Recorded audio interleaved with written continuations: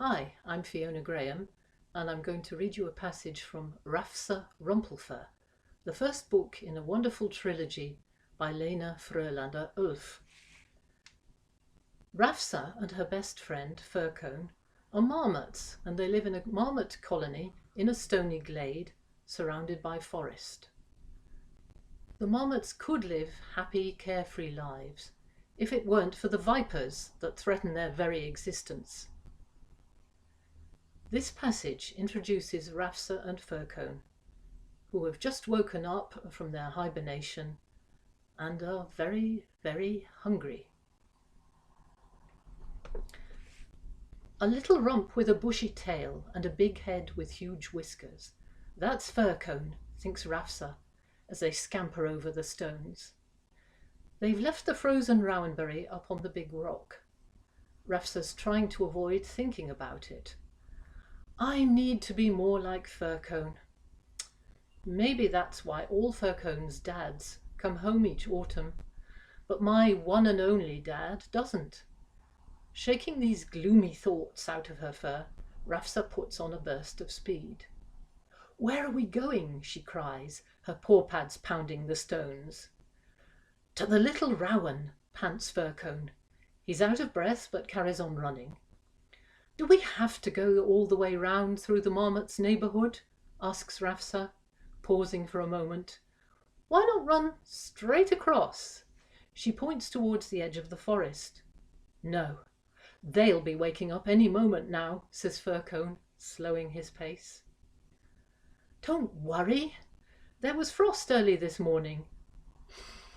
Rafsa sniffs the air. The unmistakable smell of winter encroaches from the forest, where the dark firs shade the remaining snowdrifts.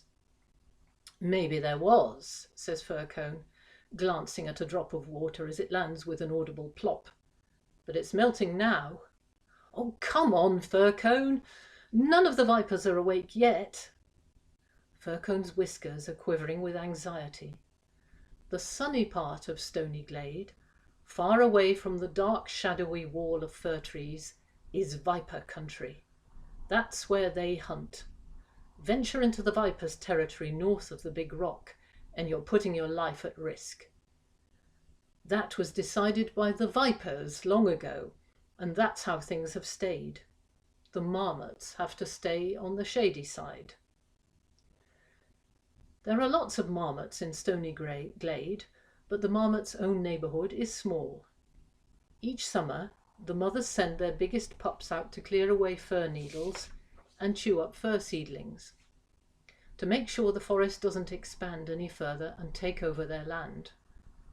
The only open space, the marmot's settlement, teems with chattering marmots scratching their fur, washing their young, chomping seeds, squabbling and playing games, turn and turn about. Shadow can have its uses in the middle of summer, but through most of their waking year, the marmots cast wistful glances at the open, dry and warm part of Stony Glade. Snake territory. Except in spring. In early spring, Stony Glade lies empty. The snakes are sluggish in the chilly air and don't emerge until it's warm enough for them to be swift and powerful. But it's still cold now. They're still dozing in the snake pit. All right, says Fircone. We'll take the shortcut, but only if we stay on top of the stones so we can see what it is we're treading on. Of course, cries Rafsa. Rather 1,000 birds of prey than a paw on the wrong kind of tail. Rafsa bounds from stone to stone on nimble paws, with Fircone just behind her. Here and there, spring snow lies in drifts beneath the stones. Rafsa and Fircone trudge through the snow and climb, slide and scurry. The world feels shiny and new. Rafsa suddenly comes to a halt atop a pointed stone. She's puffing and panting, and it's an effort to keep her balance. She's surrounded by sun-warmed stones of different shapes and in various shades of rusty red and grey. "What are you looking at?" asks Fircone, who's come to a stop on the stone next to her. "Don't you think the big rock looks strange?" asks Rafsa.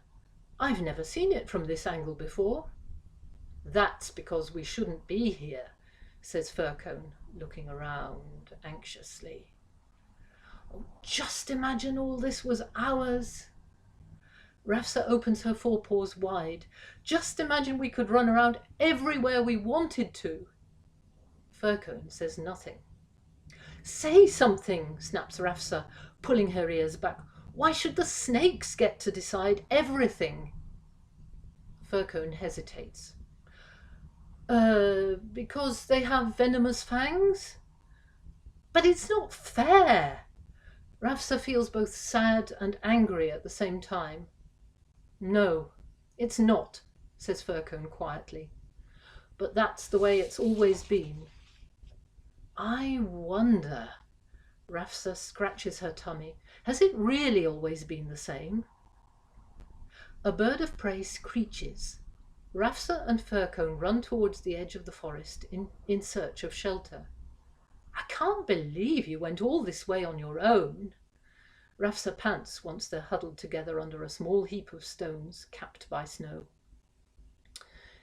"You were asleep when I set off." Fircone puffs, his eyes following the bird of prey as it flies on. "No, I wasn't," Rafsa muttered.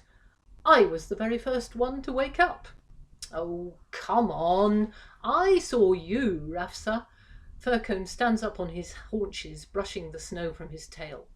"You were snoring away like an old badger, so I went out on my own. Didn't expect that, did you? You think I can't manage without you, but I can't." Fircone's voice stopped abruptly. "Fircone!" cries Rafsa. All she can see is Fircone's bristly tail sticking up out of a deep hole in the snow. Grabbing hold of the tip of the tail, she pulls for all she's worth. In the end, the slushy snow gives way, and Fircone shoots out of the hole bottom first. He ends up in a sitting position, brushing the snow off his fur. "What's that you were saying, Fircone?" asks Rafsa cheerily. "Oh, forget it," says Fircone, smoothing his straggly whiskers.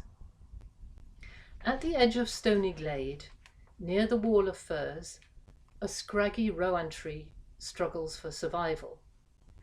Rafsa and Fircone have always called it the Little Rowan, and for as long as they can remember, it hasn't got an inch bigger.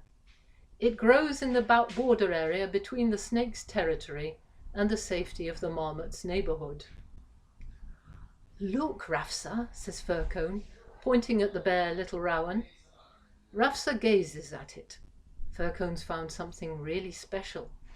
The flat, sun-warmed stones under the rowan are carpeted in berries that have survived the winter. There they lie, bright red, exuding the appetizing aroma of a newly thawed feast. Fircone's button-like eyes are bright, and his furry cheeks fuzzy. Opening his forepaws wide, he says, "Breakfast time, Rafsa.